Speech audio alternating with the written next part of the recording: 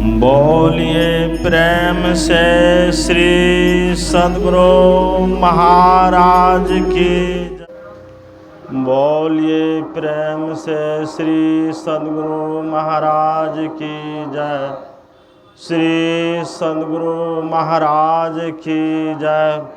श्री सद्गुरु महाराज की जय। गुरु को कीजय दंडवत कोटि कोटि प्रणाम। कीटन जाने भृंग को वह कर ले आप समान। सब धरती कागद करो लिखनी सब बन रहे। सात समुद्र की मसी करो गुरु गुण लिखा न जाए। गुरु को सिर पर राखिए चलिए आज्ञा माहि। कहे कबीरता दास को तीन लोक डर नाहि। खिले कमल के पंखुरियों सम नयन सुशोभित है अभिराम। महर्षि में ही विशाल बुद्धिवर सादर बारंबार प्रणाम। महर्षि में ही विशाल बुद्धिवर सादर बारंबार प्रणाम। बोलिए प्रेम से श्री सद्गुरु महाराज की जय। श्री सद्गुरु महाराज की जय। इस पवित्र स्थल पर पधारे हुए सभी गुरुजनों को मेरा नमन। परम आदरणीय धर्म प्रेमी सैनों तथा आदरणीय माताओं एवं भक्तिमती बहनों, भगवान श्री राम से लक्ष्मण जी ने पूछा था कि माया क्या है। भगवान श्री राम ने लक्ष्मण जी से कहा, गो गोचर जहाँ लगी मन जाई सो सब माया जानहु भाई। हे लक्ष्मण, इस आँख से जहाँ जो कुछ भी देखते हो सब माया है और सब नाशवान है, परिवर्तनशील है। यह शरीर माया है, यह घर मकान माया है, यह संसार माया है। जहाँ जो कुछ भी देखते हो सब माया है। इस आँख से माया का दर्शन होगा, ईश्वर का दर्शन नहीं होगा। इसलिए हमारे गुरु महाराज ने कहा, ईश्वर दर्शन करना चाहते हो तो अपने अंदर चलो। वह रास्ता बाहर संसार में नहीं है, रास्ता अंदर में है और वह रास्ता अद्भुत है।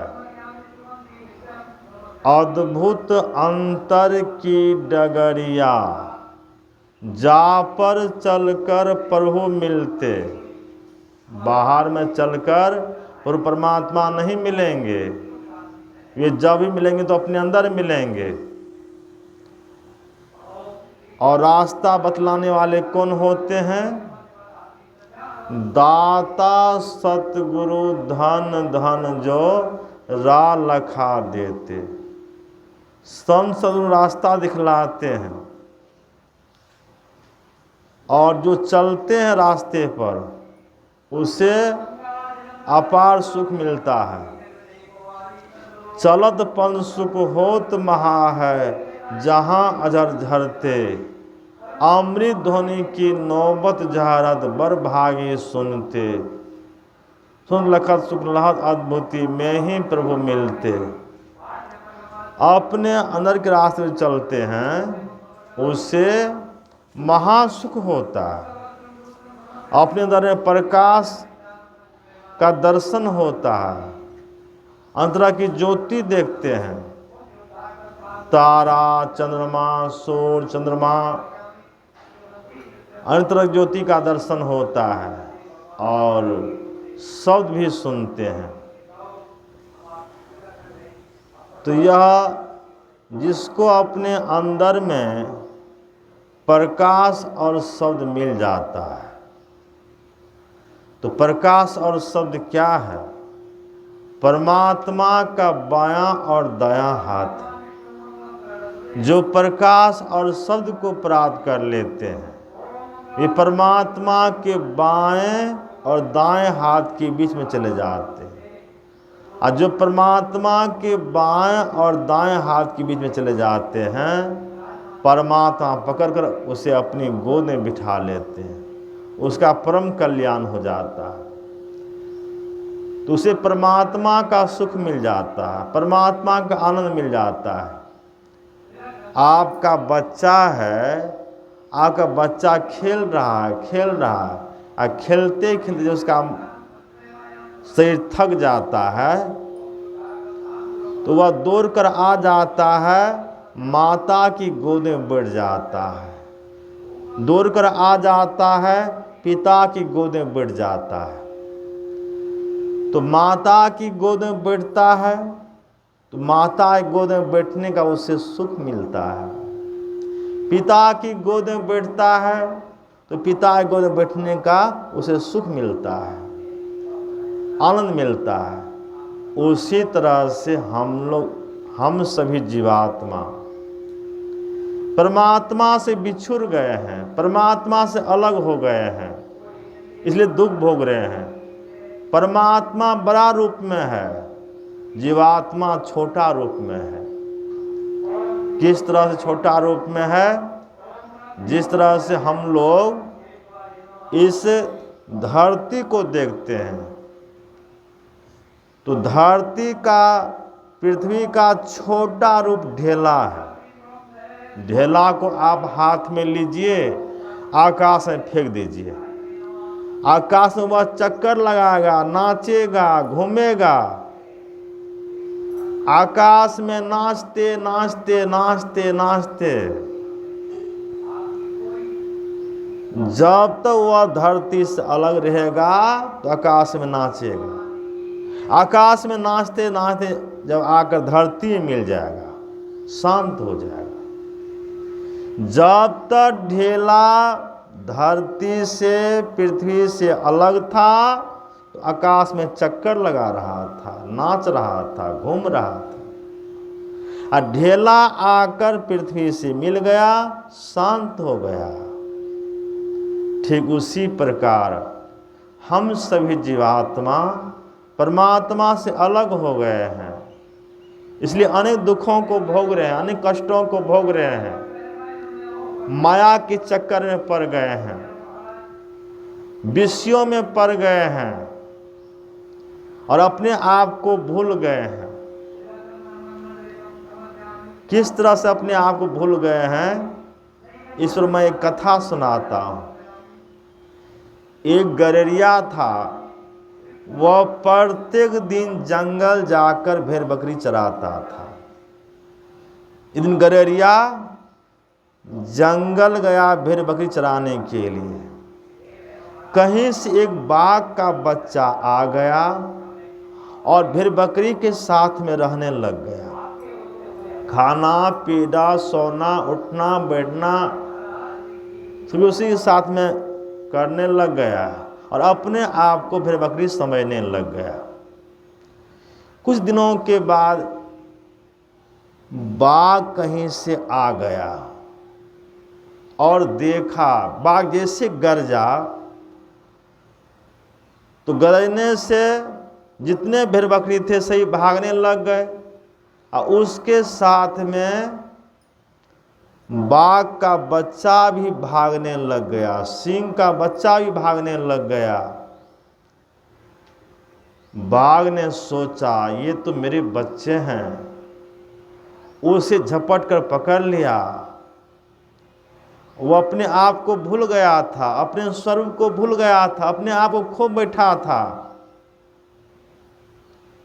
बाघ उसे पकड़कर नदी किनारे ले गया, अपना मुंह दिखलाया, कहा मेरा मुंह देखो, तुम अपना मुंह देखो, मैं गरजता हूँ तुम भी गरजो।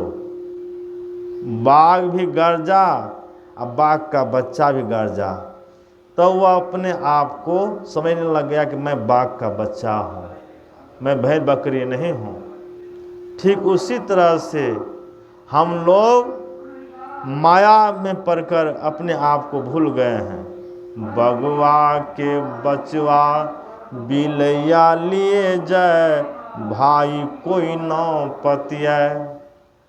तो हम सभी परमात्मा रूपी बाघ के बच्चे हैं, अब माया रूपी बिल्ली में पड़ गए हैं, इसलिए दुख को भोग रहे हैं। अपने स्वरूप की याद हम लोग करेंगे, अपने स्वरूप को पहचानेंगे कि मेरा स्वरूप क्या है, मैं कौन हूँ, मैं कहाँ से आया हूँ, मुझे कहाँ जाना है। इन सब बातों को आप सुनेंगे, समझेंगे, अमल में लाएंगे। नियत रूप से आप ध्यान करेंगे, सत्संग करेंगे। ध्यान सत्संग करते करते जब अपने आप में स्थित हो जाएंगे, अपने आप को पहचान लेंगे। पहले तो अपनी आत्मा की पहचान होगी, अपनी आत्मा की पहचान हो जाएगी। कैसे होगी? तो ध्यान करने से। ध्यान करते करते अपनी आत्मा की पहचान होगी। जब अपनी आत्मा की पहचान होगी तो परमात्मा की पहचान होगी। जोई आत्मा है सोई परमात्मा है। जिस समय जिस क्षण आत्मा की पहचान होगी, उसी समय उसी क्षण परमात्मा की पहचान होगी। जैसे परमात्मा की पहचान होगी, परमात्मा का सुख मिलेगा और परम कल्याण होगा, आवागमन के दुख से छुटकारा मिल जाएगा। यही थोड़ा सा मैंने आप लोगों की सेवा में कहा। यहाँ जिन्होंने सत्संग यज्ञ में तन दिया, मन दिया, धन दिया, वे सही पुण्य के भागी धन्यवाद के पात्र हैं। सभी कल्याण के लिए, सुख शांति के लिए मैं गुरु महाराज से विनती करता हूँ, सबका कल्याण हो। यही थोड़ा सा मैंने आप लोगों की सेवा में कहा। बोलिए प्रेम श्री सद्गुरु महाराज की जय।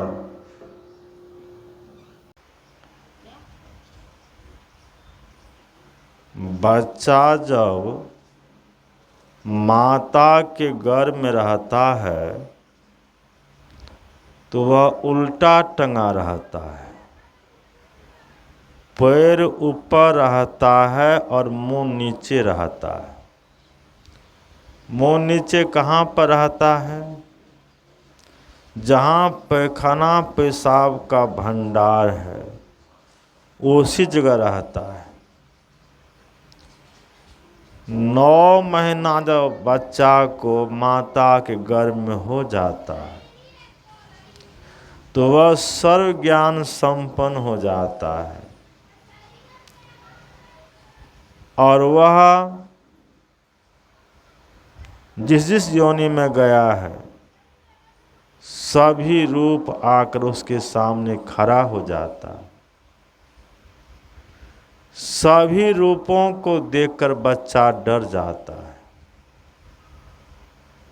और भगवान से विनती करता है, हे भगवान, हे ईश्वर, हे प्रभु, हे परमात्मा, हे सृजनहार, हे करुणा के सागर, हम पर कृपा कीजिए। 9 महीने से मैं उल्टा टंगा हूँ, 9 महीने से कष्ट में हूँ, दुख में हूँ, मुझे बाहर निकाल दीजिए। जब मैं बाहर निकल जाऊंगा तो आपकी भक्ति करूंगा।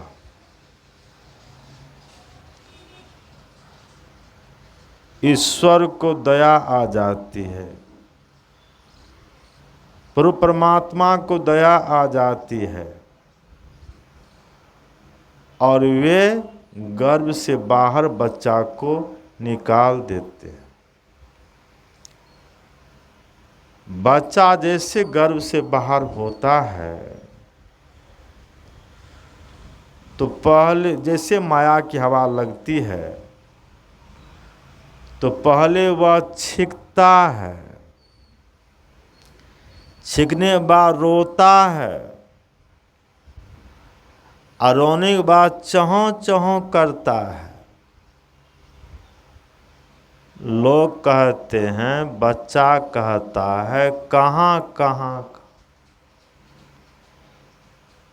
जैसे गर्भ से बच्चा बाहर निकलता है, माया की हवा लग जाती है। अब बच्चा जो माता गर्भ में कौल किया था, मैं बाहर निकलूंगा तो भक्ति करूंगा, उस कौल को, उस करार को भूल जाता है और माया में फंस जाता है। संतवाणी में है, गर्भवास में कौल किया था, नाम जपूंगा मैं तेरा। गर्भवास में कौल किया था, नाम जपूंगा मैं तेरा। इस झूठी दुनिया में आकर भूल गया प्रभु नाम तेरा।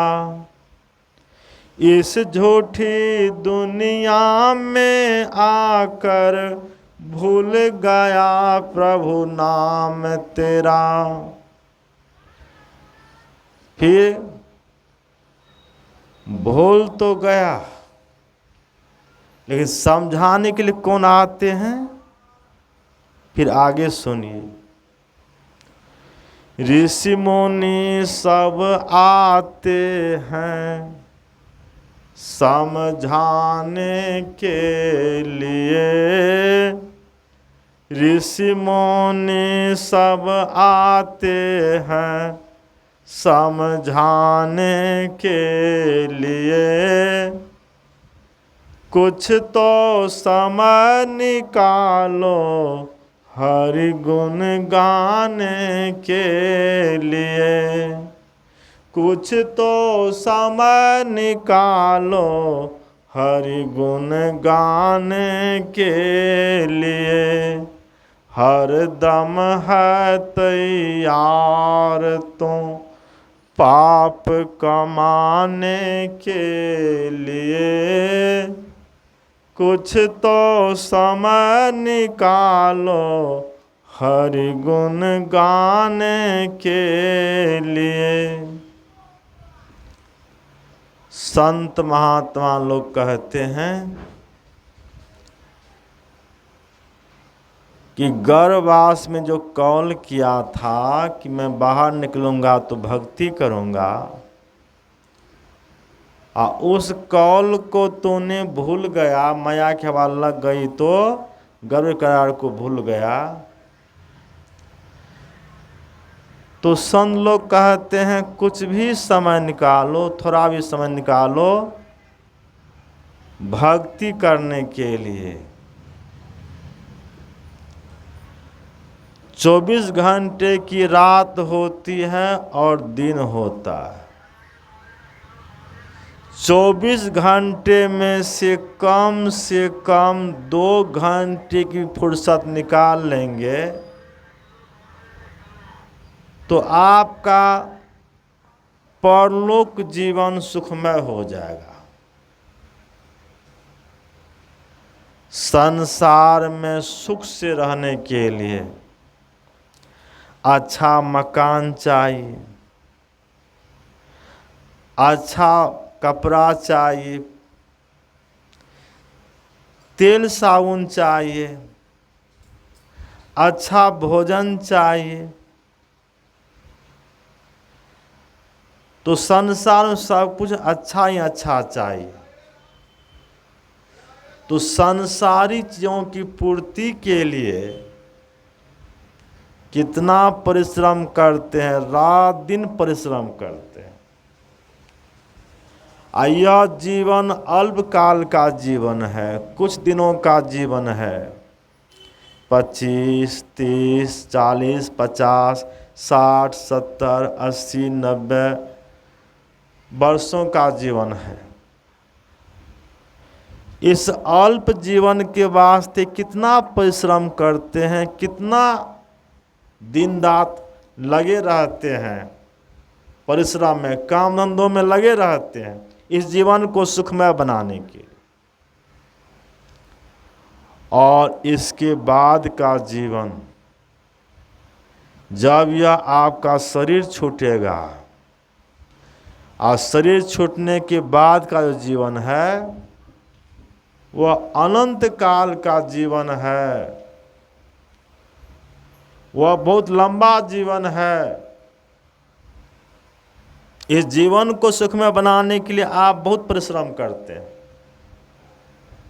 और इसके बाद का जीवन है लंबा जीवन, शरीर छूटने के बाद का जो जीवन है लंबा जीवन, उस जीवन के वास्ते यदि आप कुछ नहीं करते हैं, थोड़ा सा धन जमा नहीं करते हैं, तो आगे का जीवन दुखमय हो जाएगा, सुखमय नहीं होगा।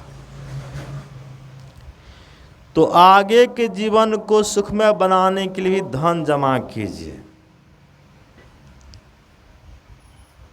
इस जीवन को सुखमय बनाने के लिए धन जमा करते हैं, आगे के जीवन को सुखमय बनाने के लिए धन जमा कीजिए। वह कौन सा धन है? सांसारिक धन है, धान, गेहूं, मूंग, मकई, रुपया, पैसा। और परलोक का कौन सा धन है जो आपके साथ जाएगा?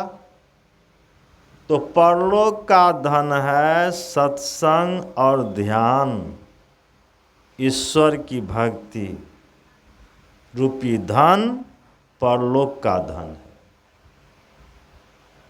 यदि आप अपने जीवन में संसारिक काम करते हुए सत्संग ध्यान करते हैं, ईश्वर की भक्ति करते हैं,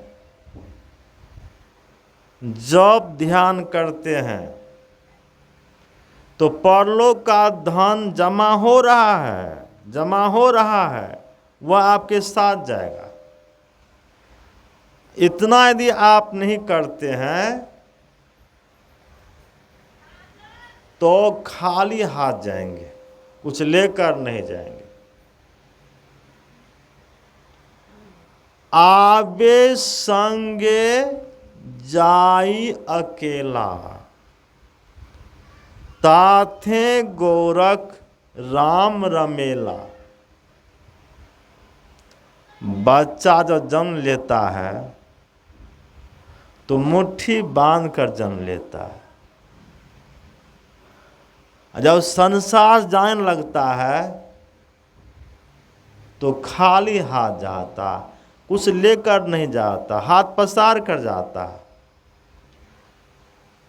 मुट्ठी बांधकर आया जग में, हाथ पसारे जाएगा। सिकंदर बहुत बड़ा बादशाह था, कई देश को जीतकर भारत आ गया, और अंत समय में जब उसका शरीर छूटने लग गया, और शरीर छूटने लग गया तो क्या कहा अपने कर्मचारी से, सुनो, जब मैं मर जाऊंगा, मुझे श्मशान घाट ले जाना जलाने के लिए, तो दोनों हाथ कफन से बाहर कर देना, हीरा जवाहरात सोना चांदी सब बगल में रख देना, 40,000 घोड़ा को बांध देना, सभी सेनाओं खड़ा कर देना, ताकि दुनिया लोग यह समझ सके कि विश्व विजेता सिकंदर, विश्व को जीतने वाला, दुनिया से आज खाली हाथ जा रहा है, कुछ लेकर नहीं जा रहा। ना कुछ लेकर आए जो दुनिया के माली थे, और सिकंदर जब चला इस दुनिया से दोनों हाथ खाली थे। तो हम और आप क्या लेकर जाएंगे? कुछ लेकर नहीं जाएंगे। तो कबीर साहब ने कहा, कबीरा सो धन संचिए जो आगे का होय, माथ चढ़ाए गाठरी जात न देखा को।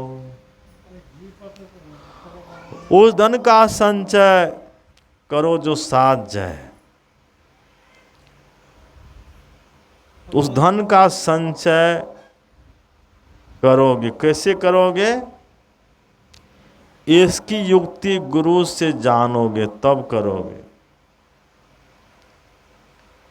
बिना युक्ति की मुक्ति नहीं मिलती है। संसार में कोई भी काम करते हो तो युक्ति जान कर करते हो, भेद जान कर करते हो।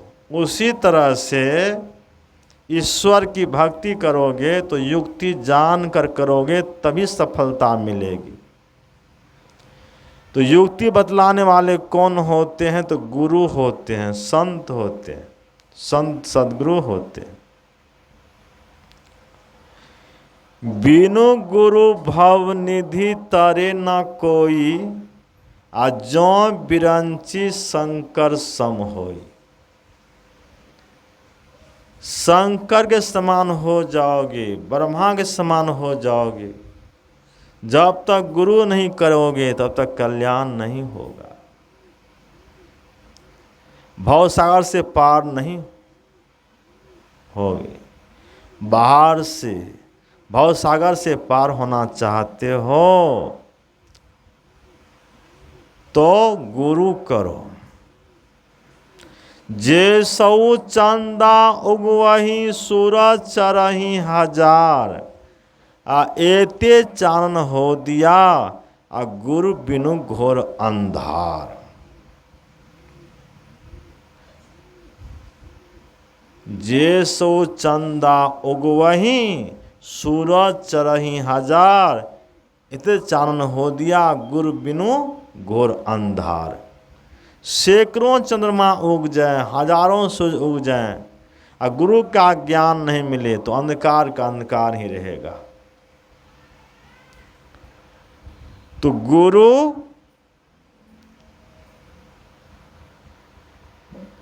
अंधकार से प्रकाश में ले जाते हैं। जिनकी लगन गुरु से नाही, ते नर खर कुकर सम जग में, बिरथा जन्म गमाई हो। जिसकी लगन गुरु से नहीं है,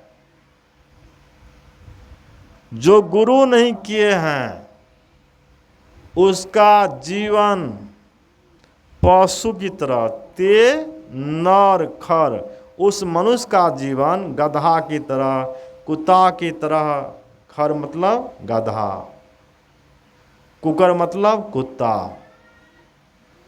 कबीर साहब ने कहा उसका जीवन गधा की तरह, कुत्ता की तरह बेकार चला जाता है। जिसके जीवन में गुरु नहीं है, जिसके जीवन में गुरु नहीं, उसका जीवन शुरू नहीं। तो गुरु अवश्य कीजिए, युक्ति जानकर भक्ति कीजिए। संत मत का बहुत छोटा सिद्धांत है, गुरु ध्यान सत्संग सदाचार। गुरु कीजिए, युक्ति जानिए, ध्यान कीजिए, सत्संग कीजिए, सदाचार का पालन कीजिए। कम से कम 3 समय ध्यान कीजिए। ब्रह्म बेला में, भिनसर में जग कर कीजिए, दिन में नहाने के बाद कीजिए, शाम में कीजिए। कम से कम 3 समय ध्यान भजन करते रहेंगे तो अवश्य कभी न कभी मुक्ति मिल जाएगी, चाहे जब मिल जाएगी, मोक्ष मिल जाएगा, आप कल्याण में चले जाएंगे। लेकिन करते रहेंगे तब मिलेगा, वैसे नहीं मिलेगा।